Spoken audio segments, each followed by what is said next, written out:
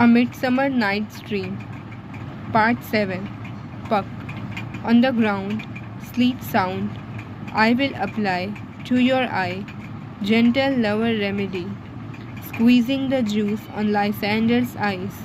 When thou wakest, thou takest true delight in the sight of thy former lady's eye, and the country proverb known, that every man should take his own, in your waking shall be shown. Jack shall have Jill, nothing shall go ill. This man shall have his mare again, and all shall be well. Exit. So the theme of A Midsummer Night's Dream by William Shakespeare is, as the title suggests, dreams. Many of these dreams are produced by Oberon's love potion, which makes characters fall in love with the wrong people. The play also explores the power of love and how it can make people do crazy things. It also highlights the difficulty of love and how it can threaten friendships and turn people against each other. And the play also shows how the natural world can be chaotic and how this chaos can impact the lives of the people living in it. An Enemy of the People. Henrik Johann Ibsen, 20 March 1828 to 23rd of May 1906. Henrik Johann Ibsen was a Norwegian playwright, theatre director and poet. As one of the founders of modernism in theatre, Ibsen is often referred to as the father of realism and one of the most influential playwrights of his time. In 1869, he began to write prose plays. Some critics would say that at this point in his life, Ibsen abandoned poetry and took up realism. In 1877, he began what became a series of 5 plays in which he examines the moral faults of modern society. In order to appearance, the plays were the pillars of society, a dollhouse, ghost, and an enemy of the people, and the wild duck. Like all of Ibsen's play, An Enemy of the People was originally written in Norwegian and is full of untranslated wordplay. Specifically, a number of the characters' titles exist only in Norwegian bureaucracy. The holder of the truth, the man who can see the essence of the situation, is bound to be unpopular even if the masses catch up with his ideas in due course. This is why Stockman finally sums up the oft-quoted line, "The strongest man in the world is he who stands alone." Theme: An Enemy of the People, a realistic play by Ibsen, boldly tackles the municipal politics of a Norwegian town and exposes the hypocrisy and cowardice of the progressives of the Democrats.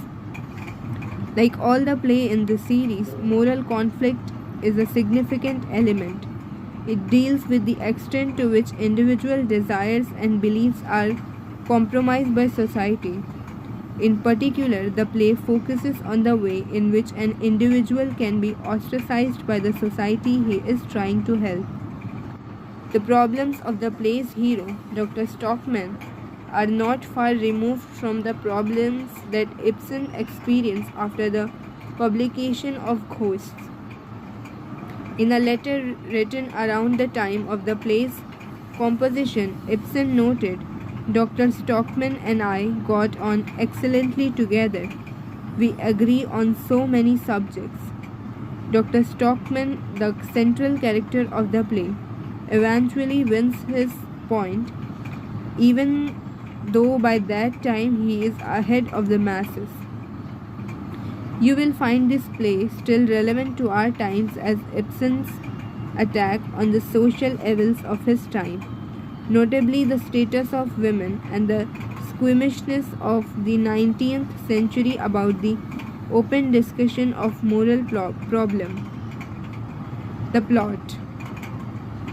The protagonist of the play, Dr. Stockman, a medical officer of the municipal baths, suspects that the bath water is contaminated. He is proven right after clinical tests. Therefore, he wants to publish an article and expose the corruption. However, Peter Stockman, his brother and the mayor of the town and the chairman of the bath committee, warns him of terrible consequences for him and his family if he publishes the article. Hosted, the editor of People's Messenger, and Asleson, the printer, are hand in glove with Peter and decide not to publish the article. So Dr. Stockman decides to hold a town meeting which turned disastrous, in which town people shout, "He is an enemy of the people." His home is pelted with stones, windows are smashed, he becomes the target of people's ire. His contract as medical officer is terminated. His daughter Petra is removed from her job as a teacher. His landlord wants to evict him and his family from their home. But he stands firm in the face of difficulties and ignores Peter's advice to leave the town for a few months.